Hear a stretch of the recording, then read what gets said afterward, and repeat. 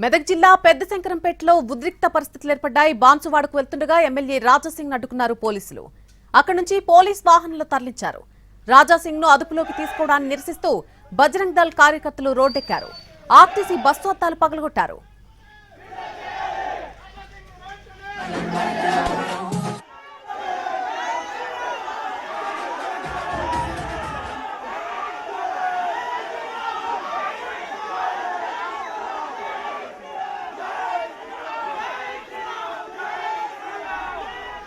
మెదక్ జిల్లా పెద్దశంకరంపేటలో ఉద్రిక్తత ఏర్పడింది. బాన్సువాడకు వెళ్తుండగా ఎమ్మెల్యే రాజాసింగ్ ను అక్కడ పోలీసులు అడ్డుకున్నారు.